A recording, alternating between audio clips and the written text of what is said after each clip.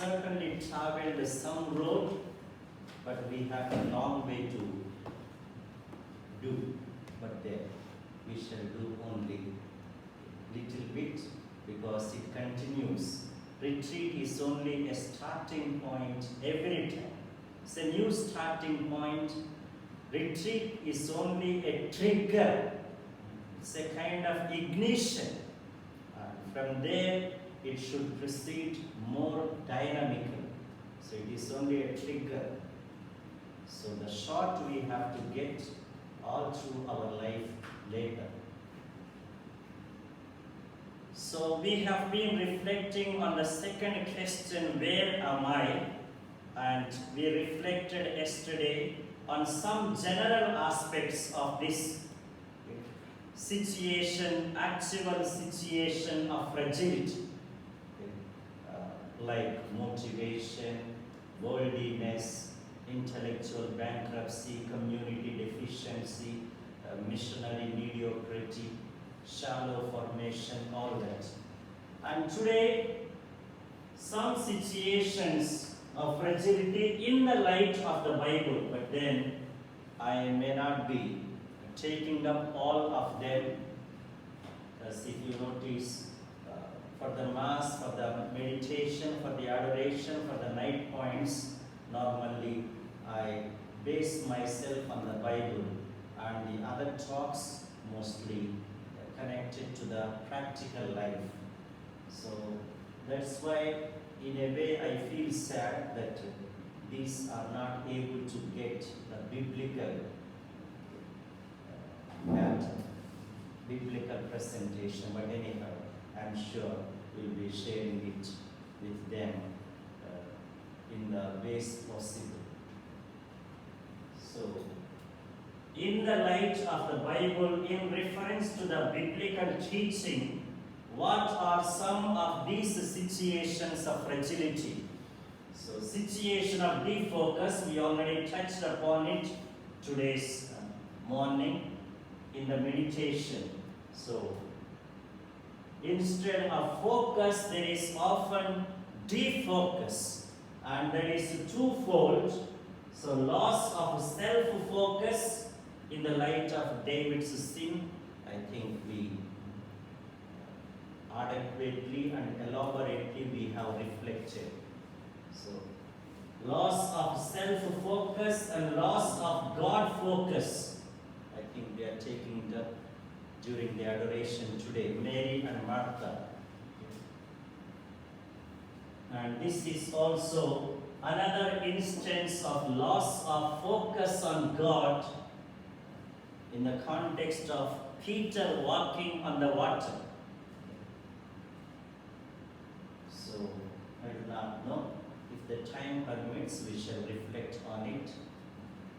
Then, the actual situation of temptations. Tonight we'll be reflecting on it. Temptations. Yes. All through our life we are within a situation of temptations. It is not one day affair. All through our life we struggle. So we are surrounded and we are tormented by a situation of temptations. And that is what constantly pushes us into fragility, into faltering. And then situation of folly, lack of wisdom.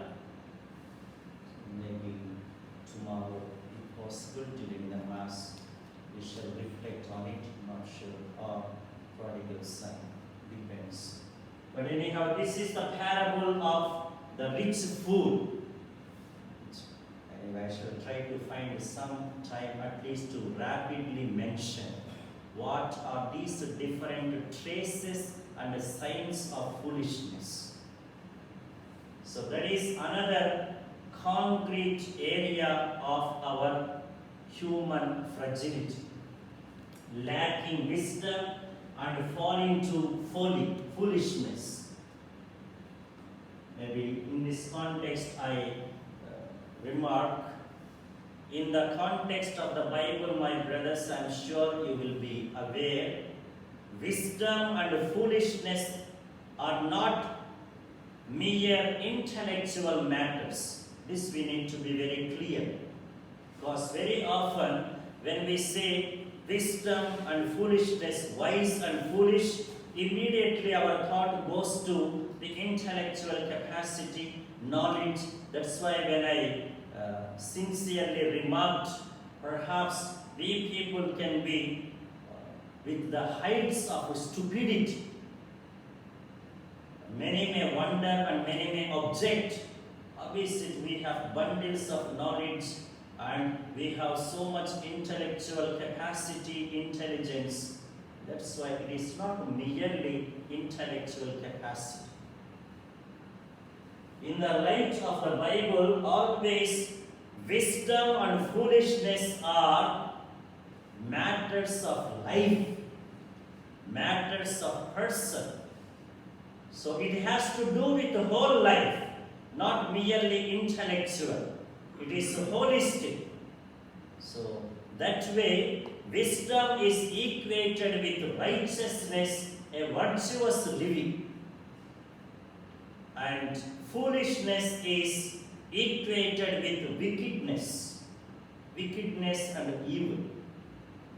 And in that context, then the serious question, how much we are wise. To the extent we are not trying to be righteous, trying to be virtuous, to that extent we are not wise. To the extent we do not try. To the extent we continue to be unrighteous and unvirtuous, we continue to be foolish. And then there is also a situation of demon possession in concrete reference to Mark 5, 1-4. A man is possessed by a demon, and we read it in Mark. And then he is roaming around among the tombs, and then he bruises himself. He also threatens to hurt others. Nobody can pass that way. He is all alone and aloof. So he is in chains. All these also can give us various practical indications about our own selves. How much we also are always possessed by evil spirits. Possessed by evil spirits, not the Holy Spirit. That also is very clear. Whenever we succumb to what is evil, whenever we are in the pursuit of what is false and wrong, we are certainly demon possessed. And situation of pride and self-righteousness. In the light of the parable of the Pharisee and the publican, Luke 18, 9-14, you see when to reflect on it. And there also you see very clearly what happens when one is self-righteous and feels arrogant. Then situation of pigginess. Pig, we will be taking up during the Holy Mass in reference to the parable of the prodigal son.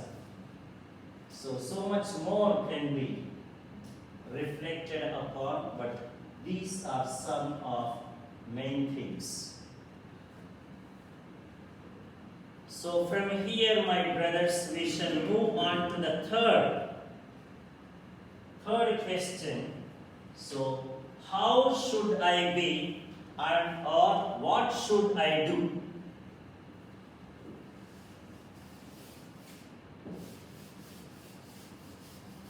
And this we already said.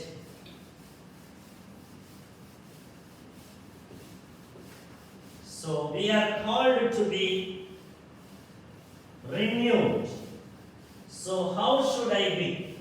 I know who am I, and I am also aware where am I, and therefore, what should I be, what should I do?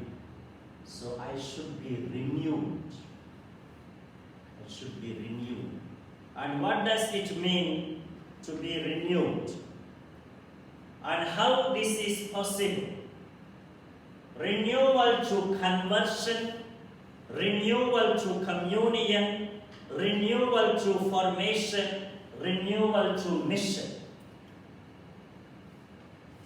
So, renewal. Be renewed. So, how should I be? I should be renewed. What should I do? I should strive for renewal. So, through conversion. So, this renewal implies, and this renewal happens through conversion, through communion,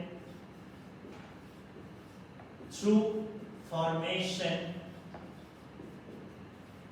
through mission.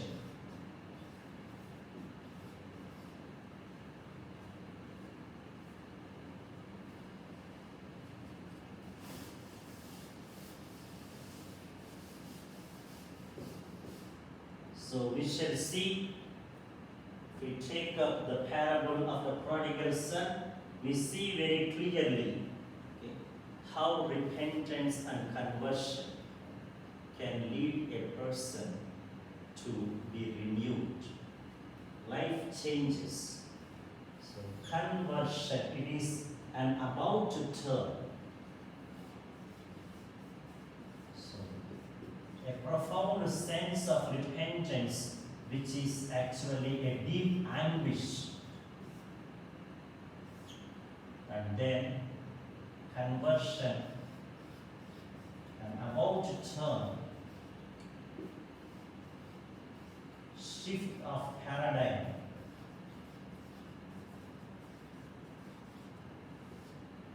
So that is what a transformed mindset.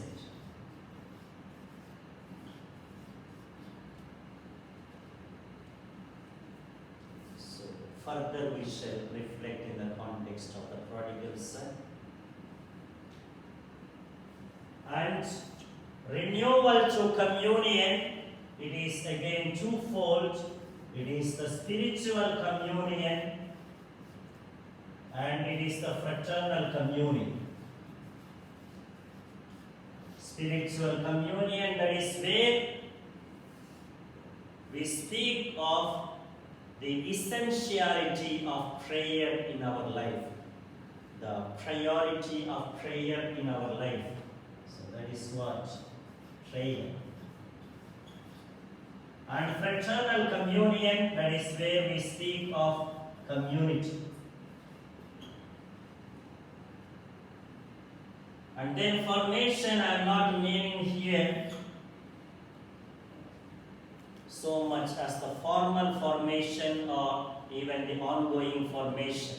What I mean here is simply formation in virtues and formation in vows. So formation by virtues and formation by vows. And finally, mission. So that is where we concretize and we live our renewal. So this way you can say this is more a concrete manifestation, a concrete actualization of renewal.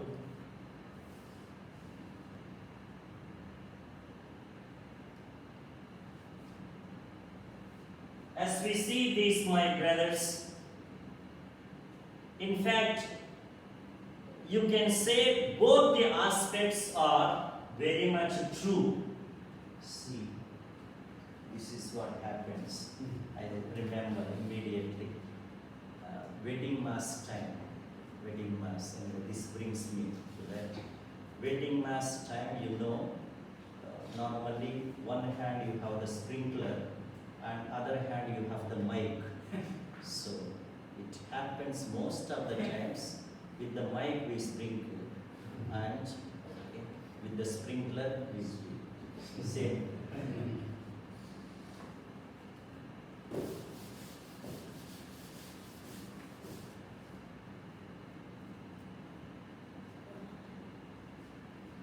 So, conversion, communion, formation, and mission, all these I say from both the standpoints. What I mean, they are means as well as signs of renewal.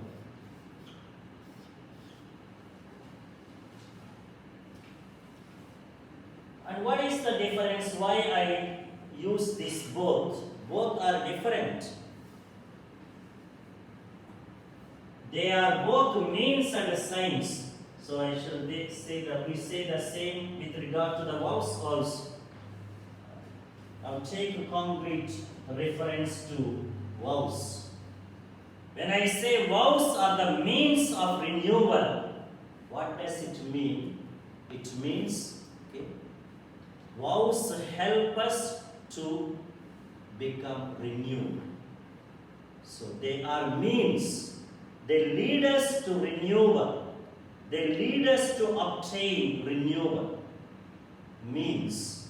But then when you say they are signs of renewal, okay, now I may ask you, are you renewed? You may say, yes, I am renewed. Then I ask you, how? How can you say? Then you will say, see my vows. See how I live my vows. And there they become the signs and expressions of what you are already. So, means it is more this standpoint, you are walking towards something. That way, they lead you to gain something which is not fully there. So, you have the renewal here as the target, as something to be achieved. And that way they become the means. And when you say the signs or the expressions, you are already renewed. And this you are expressing, this you are showing through your vows.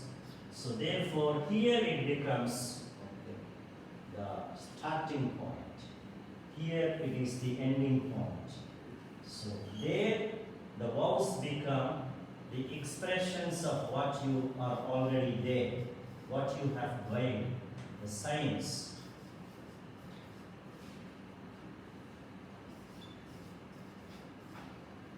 So through your vows you manifest your renewal, and through your vows you gain renewal. So both. Otherwise, till the end of life we will go on aiming at renewal. Then there is no point of any growth. Anyhow, you can reflect on it. Need not break your head to make a philosophical sense of it. Very simple it is. So, we shall take up now spiritual communion.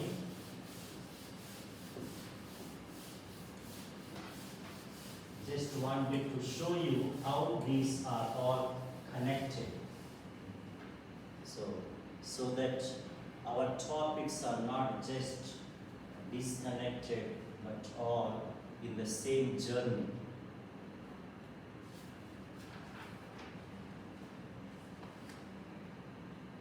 So, that brings us to reflect a little on spiritual communion or on prayer? Of course, I do not know. If I speak to you about prayer, whether it makes sense, because you may be prayer experts. As it is said sometimes, when someone is speaking to something which is very familiar to them, when they say, no, you have the expression, it's like teaching catechism to the Pope, or it is teaching the grandfather how to cough. The fellow is expert in coughing, and then you are teaching him. But anyhow, prayer is such an unfathomable treasure. It is you can say, bottomless mine. So prayer is like bottomless mine. It is unfathomable treasure. And therefore, there is always something to dig into.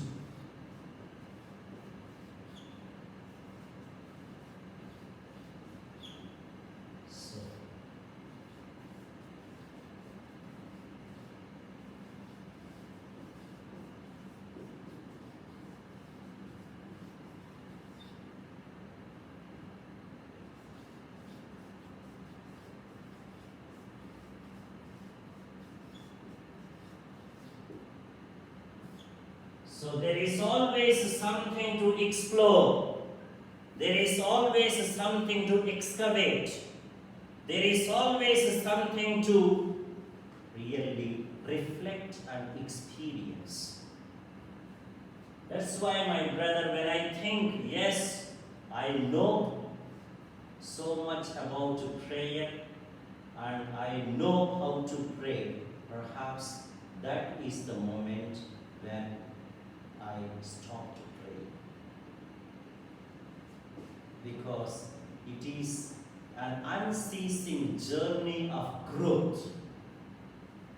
Years and years may pass, but as limited we are, we can never say that we have reached the height or the perfection of prayer. It is only in praying that we continue to learn to pray. So what sometimes some people ask me, how to pray, Father, how to grow in prayer. So what do you say? You pray.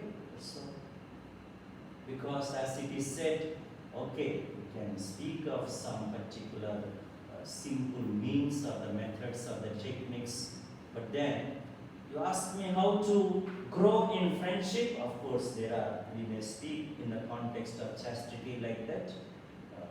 How to grow in good friendship, trust, freedom, all that is there. But then ultimately, we know actually so many things. What are the features of good friendships, healthy relationships? But then ultimately, you can grow in friendship only by being a good friend. That's all. In the same way, how we grow in prayer, I say only by praying. So only by doing, only by being, we grow in that. Otherwise, theories alone will not help us. Yes, you may learn so many methods about meditation, but then if the fellow is not meditating, then that's what I still remember whenever I told.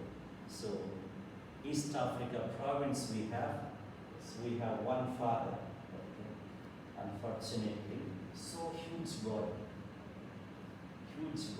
I mean, huge means really beyond us living. So like this. So the previous visit of the provincial, he told him, my dear man, okay, sometimes it can be constitutional problem, but sometimes it also depends on our food habits, on our rest habits, on our what you call exercise or the physical aspect. So then after a year, provincial was visiting him, and then He asked, my dear man, last time I found you like this and I told you, and then now you continue the same and you seem to be much more advanced. Then he says, no, Father, last time when you told me, I took it very seriously and therefore I bought a treadmill. Treadmill, you understand, no? Treadmill. See, Father, it is there. So, provincially in a lighter way, tells him, my dear sonny, okay, just buying a treadmill will not reduce your weight. You have to use it. So, in that context, see, how to grow in prayer? So, by praying. By praying. How to meditate well? By meditating. That's why, though certainly we can follow the methods, certain helpful tips of certain great persons, but still, personally, I do not believe much in what you call methods of meditation, all that. Just remain in God's presence. That's all. Enjoy His presence. We shall speak of it, but we shall speak a few words about what is the importance of prayer. We do not have much time, so I cannot go more elaborate. Just two expressions I use, my brothers. Prayer is indispensable and prayer is irreplaceable.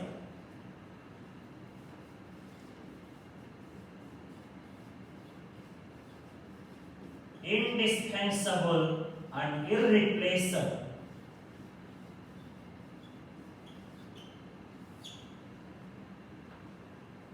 Yes. Just as natural breath is essential for natural life, prayer is also essential for our spiritual life. Stop breathing, we die. Stop praying, we are dead. There is no second word about it. And today, my brothers, in the context where love for prayer, priority for spiritual concerns is so much diminishing behind the viral fever of activism, busybodies, we need to rediscover the vitality of prayer in our life. I say, once we cease praying, we cease to be religious. You may do wonders. For me, that does not matter much. That's what recently also, in the staff meeting, I made it very clear. Okay? A student may be very bright, very intelligent, scoring highest marks. He may be also talented, but I made it very clear in the meeting, for me what counts the most is the spiritual desire, the spiritual interest, the spiritual enthusiasm. Whether the person really loves to grow in God, to grow in prayer. And once it is there, other things will follow. Whereas all the other things cannot guarantee this. And certainly, I believe within these few months there is an improvement. Otherwise, in the beginning especially you go, because we have often masses in different groups because of the corona situation, and also maybe for a greater personal attention, very good. But then sometimes you go, half the fellows are not awake. That's what I tell them. Fellows, some of you are not just satisfied with mere meditation, you get into contemplation, where some of the fellows see Jacob's ladder and they see angels ascending and descending. The fellow also ascends along with the angels, only thing he does not descend. So contemplate, that's what mystical experiences, various interesting experiences happen during the prayer time. So I had one of my companions. The fellow had a special gift of sleeping even while standing also. So during the mass, the fellow was standing and then he slept and he fell down. But then, for some people it is said brain works more, especially when they are asleep, than when they are awake. So the fellow fell down and he did not get up. And 3-4 of his companions come running to him, and then they start carrying him to the dormitory. On the way he opens his eyes, he says, my fellows, it is not giddy but only sleepy, but don't tell the rector. Interesting things will be there.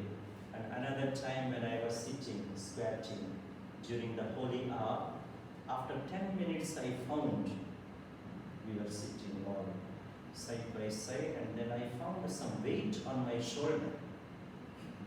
First I thought like Zachariah, father of John the Baptist, maybe having some vision or some indirect message of God telling me, I am keeping the whole burden of the world on your shoulders, symbolic.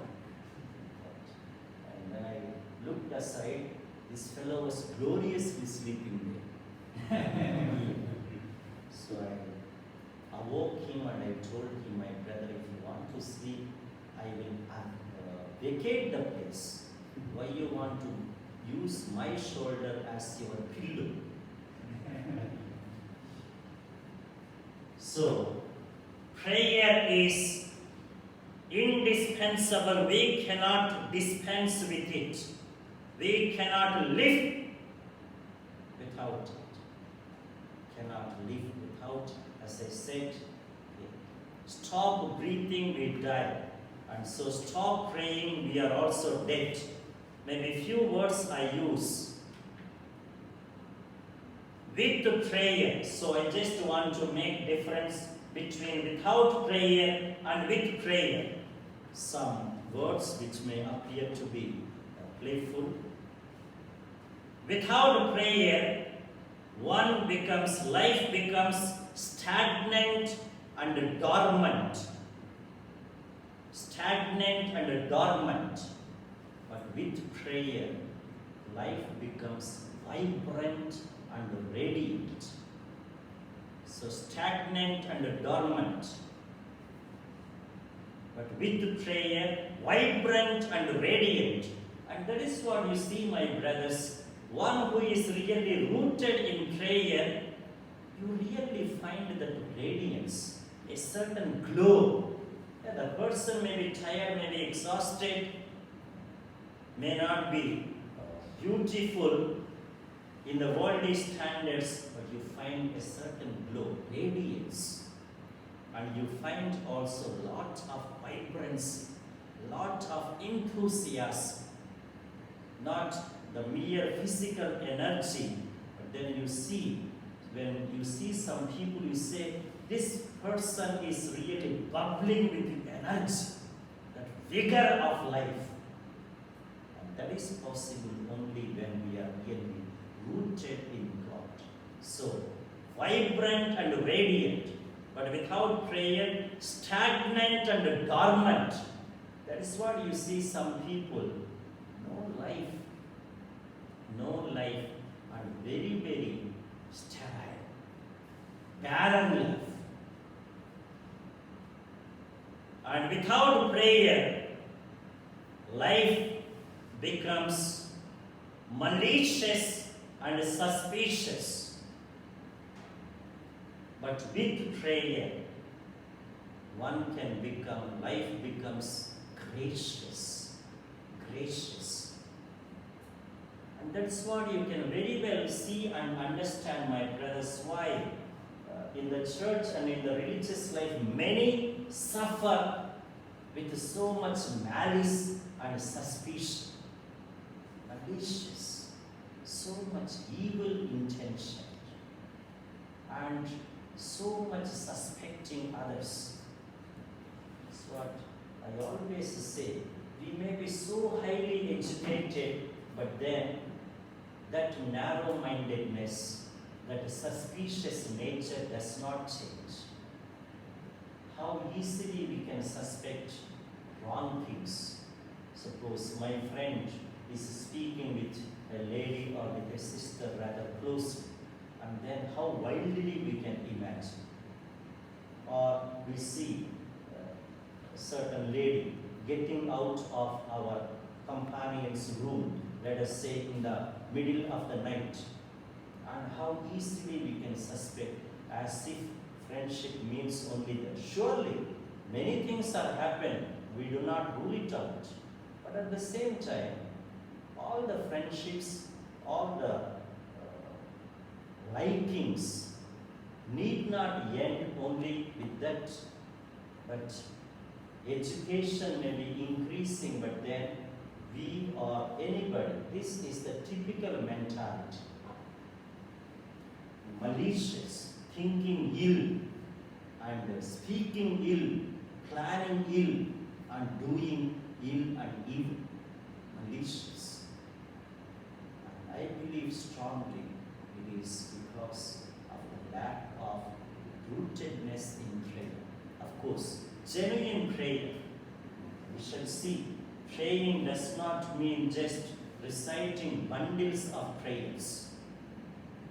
We shall see what it means to pray. And then, without prayer, one becomes jealous.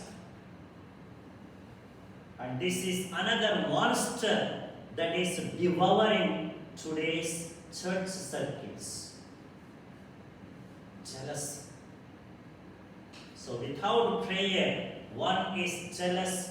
With prayer, one is generous.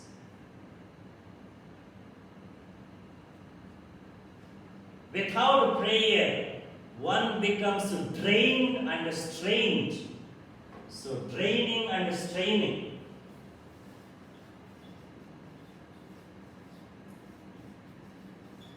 But with prayer, one becomes trained and gained.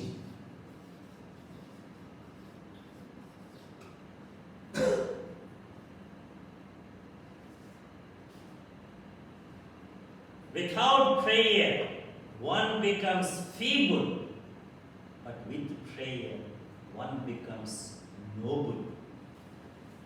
Noble.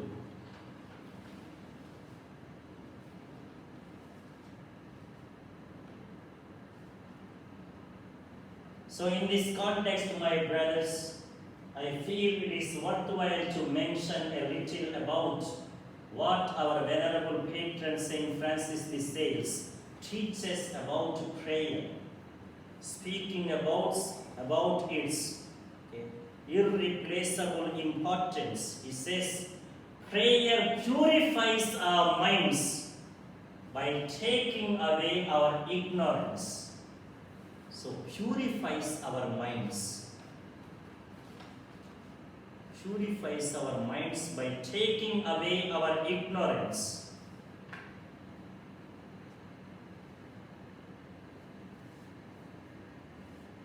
And very much similar to that, illumines and brightens our understanding.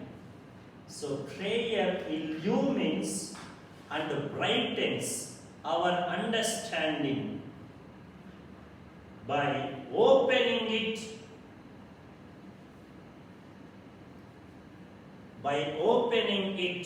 to God's brightness and light. So prayer illumines and brightens our understanding. How? By opening it to God's brightness and light.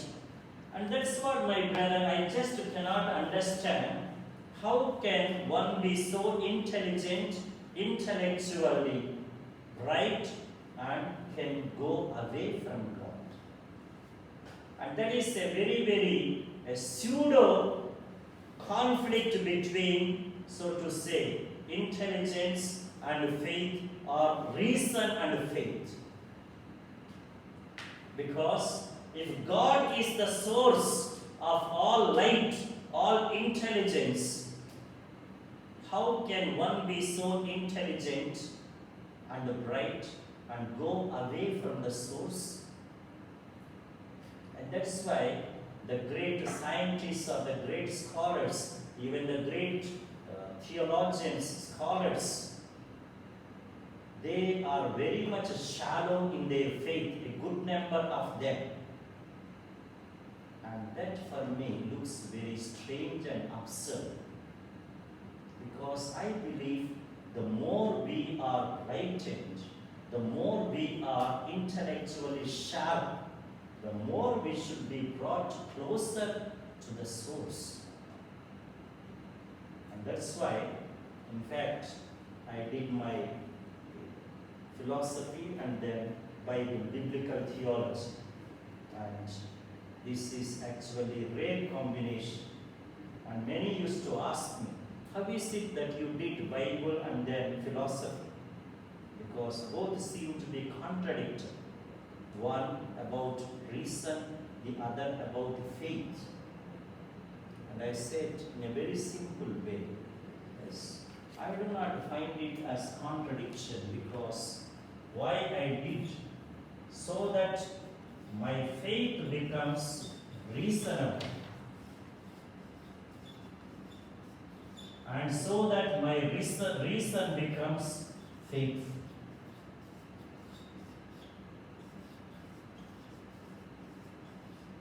And this is what I believe. A real harmonious life, if you want to live, our faith must be reasonable and our reason must be faithful.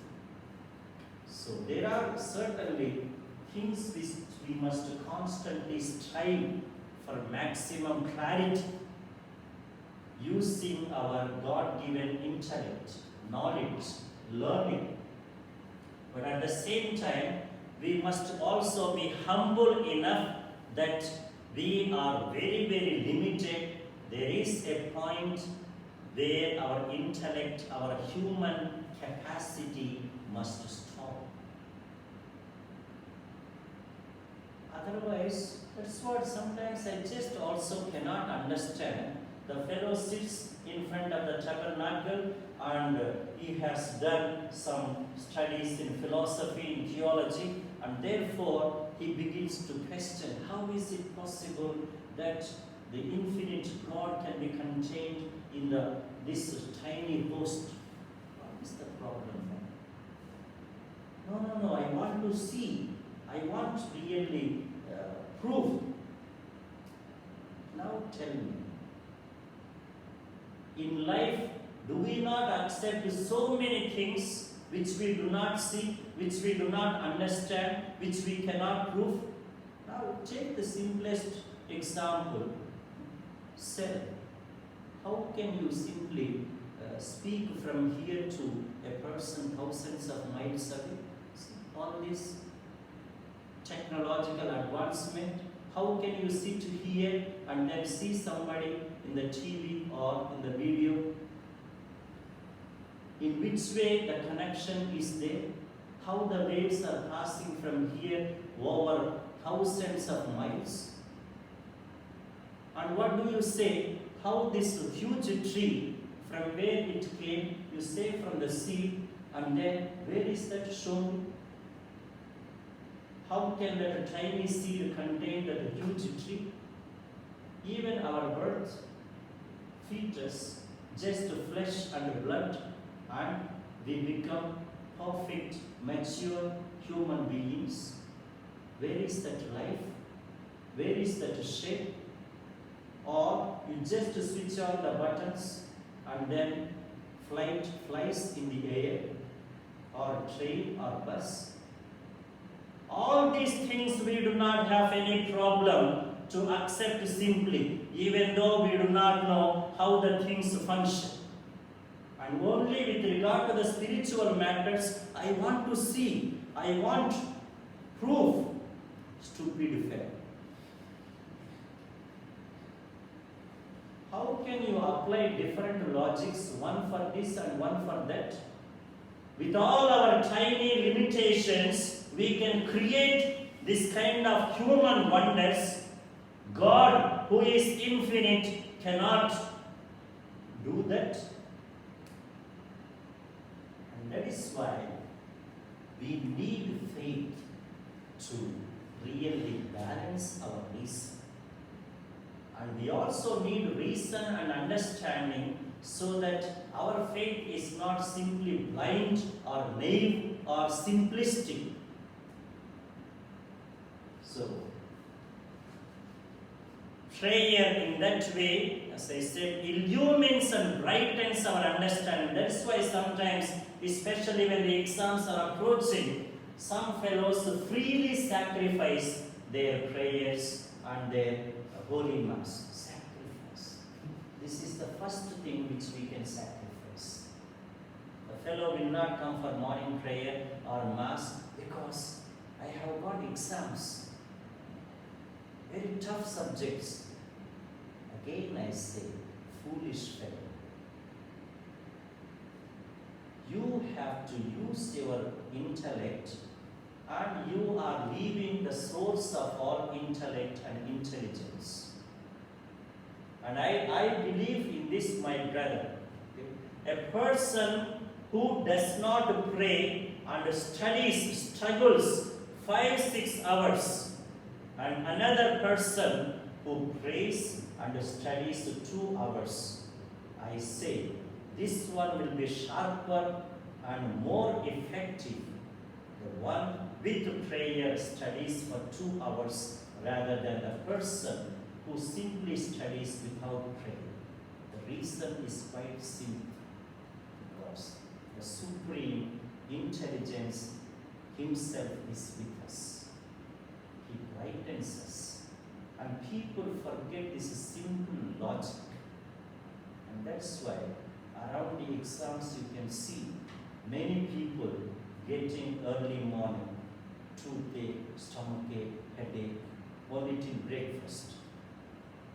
So now, as the Dean of Philosophy, I also have to give permission to be absent from the classes. Soon after breakfast, you find sometimes a queue. And that one, whether it is a stomachache or a headache, all the aches will be mostly, of course, I do not doubt all the cases, but at least some good number of the cases. That will be only till lunchtime. Even if it is a stomach upset or diarrhea also, only till after breakfast till lunchtime. Once the class time is over, the fellow is present for lunch. Okay. And then after lunch till work time, till the games time, again the ache continues. And then once the work is over, the fellow is present for the game. Anyhow, of course, other fathers also told me, they advised me, Father, some of these fellows will be simply playing fool. Simply do not give them permission. But I told the fathers only one thing. You see, with regard to health, I just do not want to make any comments. See, because there will be certain, ultimately we do not know. The person has to be sincere to himself. So it is a very, very delicate matter. Suppose I say, you fellow, you are only pretending, you are acting, and that fellow is really suffering. So that's why I said, okay, it is left to their conscience. So they have to decide by themselves. But then, as I say, all in the context of these spiritual things. So, indispensable, maybe few more expressions of Saint Francis de Sales. Then he also says, Prayer liberates our will from its sinful attachments. Prayer liberates our will from its sinful attachments. And then, with another statement of his, I conclude this talk. Beautiful, simple imagery he gives. He says, prayer is a shower of blessings.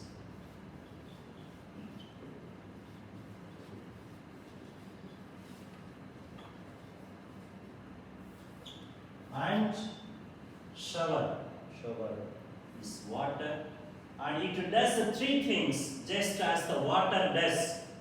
What water does, we know. So this shower of blessings, it quenches the heart's thirst for love.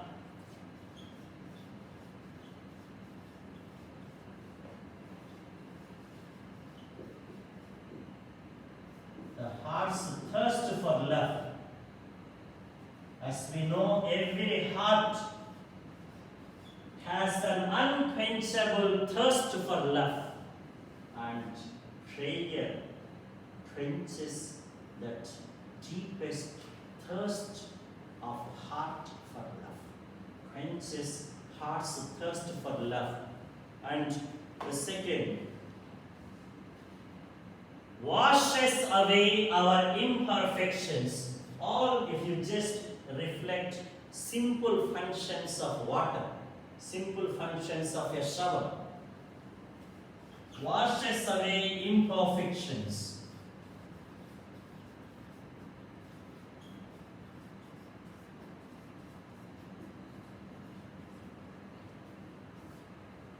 And the third, also makes the plants of our good desires blossom into flower and bear fruit. So,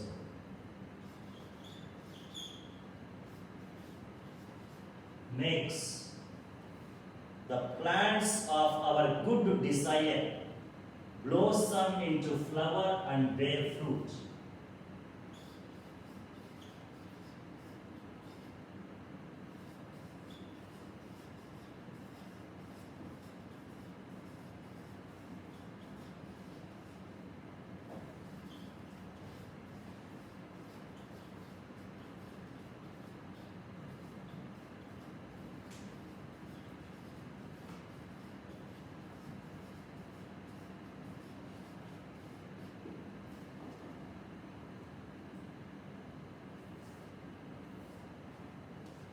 So, do we, my brother, realize this indispensable role of prayer in our life? We shall continue. Hopefully, we try to finish it today, because very important things are there. So, what is prayer? Why? So, what to pray? What it means to pray, why we need to pray, and then how to pray. At least these things we shall speak. Then we have the community life a little bit, and then vows